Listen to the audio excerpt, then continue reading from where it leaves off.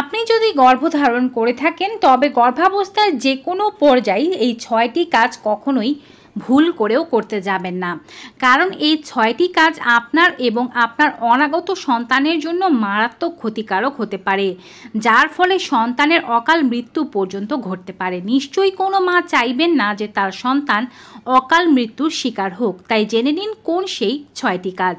যদি আপনি চ্যানেলে নতুন হয়ে থাকেন চ্যানেলটি সাবস্ক্রাইব করবেন, ফেসবুক পেজ থেকে আমাদেরকে দেখে থাকলে পেজটি ফলো করতে ভুলবেন না। ভিডিওটি বেশি বেশি মাত্রায় সকল গর্ভবতী মায়েদের মাঝে শেয়ার করে দিন, যেন সবাই এই গুরুত্বপূর্ণ তথ্যগুলো সম্পর্কে জানতে পারে। আর যদি আপনি মনে করে থাকেন ভিডিওটি উপকারী তবে অবশ্যই ডাউনলোড করে রাখুন, যেন পরবর্তীতে আপনার কাজে আসে।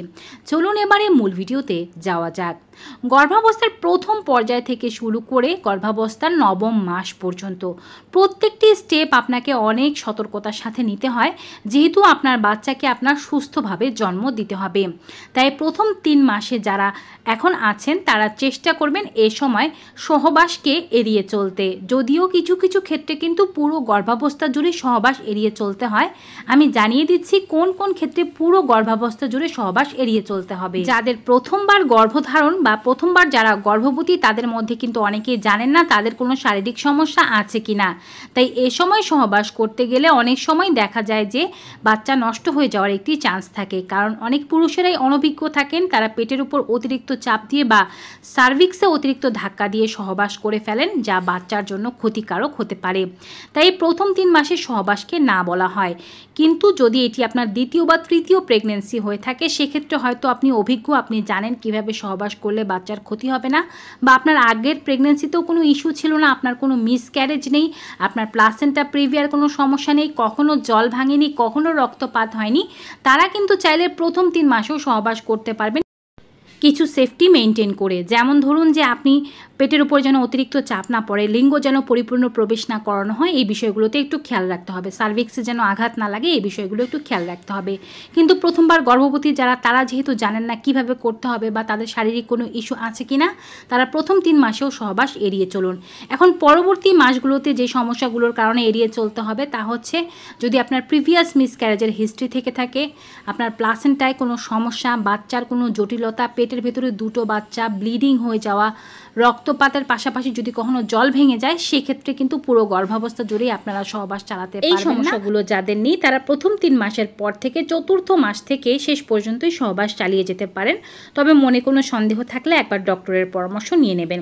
দ্বিতীয় যে কাজটি গর্ভাবস্থায় এড়িয়ে চলতে হবে তা হচ্ছে দুজনের সমপরিমাণ খাবার খাওয়া বা কাঁচা খাবার খাওয়া।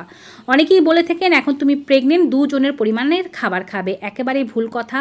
গর্ভাবস্থার প্রথমে 3-4 মাস বাচ্চার খুবই কম ক্যালোরির দরকার পড়ে, আপনি যা পুষ্টিকর খাবার খাচ্ছেন তার মধ্যে থেকে বাচ্চা ক্যালোরি নিয়ে নেবে। অতিরিক্ত খাবার খাওয়া চেয়ে পুষ্টিকর খাবার খাওয়াটা বেশি জরুরি। আপনি যখনই অতিরিক্ত বেশি খাবার খাবেন আপনার ওজন বাড়বে, আপনার শারীরিক সমস্যা হবে এবং আপনারই বাচ্চা হতে কষ্ট হবে, নেক্সট টাইম প্রেগনেন্সিতে কষ্ট হবে, এই ওজন কমাতে কষ্ট হবে। সেক্ষেত্রে কখনোই অতিরিক্ত খাবার খাবেন না, পুষ্টিকর খাবার বেশি করে খাওয়ার চেষ্টা করবেন। পুষ্টিকর খাবার কোনগুলো এই বিষয়ে আমাদের চ্যানেলে অনেক ভিডিও আছে, দেখে নিতে পারেন। এছাড়াও চেষ্টা করবেন গর্ভাবস্থার যে শেষের 3 মাস আছে এই সময় আপনার প্রায় 300-400 বা 350 ক্যালোরির বেশির দরকার পড়ে, সেক্ষেত্রে একটু খাবারের পরিমাণ বাড়িয়ে দেবেন। সেক্ষেত্রে যদি আপনি 1টা ডিম 2টা ডিম বেশি খান বা 1 টুকরো 2 টুকরো মাছ বেশি খান, 2-3টি ফল বেশি খান, তাতেই কিন্তু আপনার এই ক্যালোরি চাহিদা পূরণ হয়ে যাবে। তাই অতিরিক্ত খাবার নয়। আর কাঁচা খাবার এই জন্যই পরিহার করতে বলা হয়েছে, বিশেষ করে কাঁচা ডিম, কাঁচা মাংস, এই প্রোটিন জাতীয় খাবারগুলো পেটের মধ্যে সালমোনেলা ব্যাকটেরিয়া যদি প্রবেশ করিয়ে দেয় সেক্ষেত্রে আপনার মারাত্মক ডায়রিয়া হয়ে যেতে পারে, যার থেকে মিসক্যারেজের চান্স থেকে যায়। তাই অবশ্যই চেষ্টা করবেন এই ধরনের কাঁচা খাবার এড়িয়ে চলতে। যদি কাঁচা কোনো প্রকারের সালাদ খেতে চান, আগে একটু জল গরম করে তার মধ্যে লবণ দিয়ে সালাদ ভিজিয়ে রেখে তারপরে সেটিকে উঠিয়ে ভালোভাবে ধুয়ে তারপরে খাবেন, এতে আপনার আর কোনো ক্ষতি হবার সম্ভাবনা থাকবে না। তৃতীয় যে ভুল কাজটি অধিকাংশ গর্ভবতী মায়েরা করে থাকেন, অনেকেই ফিট থাকেন, মনে করেন যে শারীরিকভাবে ফিট বলে তিনি সকল ধরনেরই কাজ করতে পারবেন, কিন্তু না। গর্ভাবস্থায় যে কোনো ধরনের ভারী কাজ করতে পরিহার করতে বলা হয়েছে, সেটি আপনি সুস্থ গর্ভবতী হন কিংবা অসুস্থ গর্ভবতী হন। নিচে ঝুঁকে কোনো কিছু তোলা, ভারী কোনো কিছু তোলা, এক জায়গা থেকে অন্য জায়গায় ভারী কোনো বস্তু তুলে নিয়ে যাওয়া, ভারী কোনো জিনিস সিঁড়ি বেয়ে উঠিয়ে নিয়ে যাওয়া, নিচে ঝুঁকে কোনো ঘর মোছা কিংবা জোরে জোরে চাপড়িয়ে কাপড় ধোয়া এগুলো একেবারেই করা যাবে না। হালকা কাজ যেমন সংসারে রান্নাবান্না, তরকারি কুটতে চাইলেও সেটি নাইফের সাহায্যে দাঁড়িয়ে কুটার চেষ্টা করবেন, বটি দিয়ে নিচু হয়ে বসে কুটার চেষ্টা করবেন না। কোনো শক্ত মাছ মাংস এগুলো কাটা যাবে না। হালকা ঘর ঝাড়ু দিতে পারেন, মুছতে চাইলে মপ দিয়ে মুছতে হবে, যেহেতু জলের কাজ খুবই সাবধানে করতে হবে যেন কোনোভাবেই স্লিপ করার কোনো চান্স না থাকে। তো নিশ্চয়ই বুঝতে পারছেন এই হালকা কাজগুলোই কিন্তু আপনার জন্য নিরাপদ। গর্ভাবস্থার কোনো পর্যায়ে আপনি কোনো ভারী কাজ করতে যাবেন না। প্রয়োজনে অন্যের সাহায্য নিন, হেল্পিং হ্যান্ড রাখুন, কারণ আপনার বাচ্চার এই 9টি মাস আপনার জন্য গুরুত্বপূর্ণ এবং এই 9টি মাস নিজের যত্ন আপনাকে নিতেই হবে। চতুর্থ যেই ভুল কাজটি করে থাকেন, অনেকেই বোঝেন না যে গর্ভধারণ করার পরিকল্পনা করার সাথে সাথেই ব্যথার ওষুধ, অ্যান্টিবায়োটিক এই ধরনের ওষুধগুলো খাওয়া বন্ধ করে দিতে হয়। এই সময় আপনি ডক্টরের পরামর্শ ছাড়া কোনো প্রকারের ওষুধই খাবেন না। ডক্টর আপনাকে আয়রন, ক্যালসিয়াম, ফলিক অ্যাসিড দিলে শুধুমাত্র এগুলো খাবেন। এছাড়া বাড়তি কোনো ওষুধ যে শরীর ব্যথা করছে, মাথা ব্যথা করছে, আমার জ্বর হয়েছে, আমি একটু গ্যাসের ওষুধ খেয়ে নেই, কখনোই না। যখনই সমস্যা অনুভব করবেন বা যখন ডক্টর দেখাতে যাবেন বলে দিবেন যে আমার গ্যাস হচ্ছে কিংবা আমার ব্যথা হচ্ছে, আমি কোন ওষুধটি খাবো, কোনটি আমার জন্য সেফ বা কোন অ্যান্টিবায়োটিকটি আমার জন্য সেফ। এতে করে ডক্টর যেটি পরামর্শ করবে সেটি আপনার জন্য নিরাপদ এবং আপনার বাচ্চার জন্য নিরাপদ, সেটি খাওয়ার চেষ্টা করবেন। চতুর্থ ভুল কাজ হচ্ছে লং ভ্রমণ করা বা শর্ট ভ্রমণের মধ্যেও ঝুঁকিপূর্ণ রাস্তা দিয়ে ভ্রমণ করা। অনেকেই অফিস আদালতে যান, বিভিন্ন কাজ করেন, রাস্তা ভালো না। এই রাস্তা যদি ভালো না হয় তবে আপনার জন্য খুবই বিপজ্জনক, কারণ এলোমেলো বা এবড়ো থেবড়ো রাস্তা দিয়ে চললে ঝাঁকি পড়বে, যা পেটের বাচ্চার যে জল আছে সেটিকে ভেঙে দিতে পারে বা প্রথম দিকের গর্ভাবস্থা হলে কিন্তু বাচ্চাকে নষ্ট করেও দিতে পারে। দূরের জার্নি তো এই সময় একেবারেই করবেন না, যতটা সম্ভব পরিহার করুন। আর যদি করতেই হয় তবে ট্রেন ভ্রমণ করা যেতে পারে, তাও দ্বিতীয় ট্রাইমেস্টারে। যদি এমনটা হয় অফিস আদালতে যেতে হয় আপনার, সেখানে রাস্তা ভালো না, ভালো রাস্তা নির্বাচন করুন, সেই রাস্তা দিয়ে যান।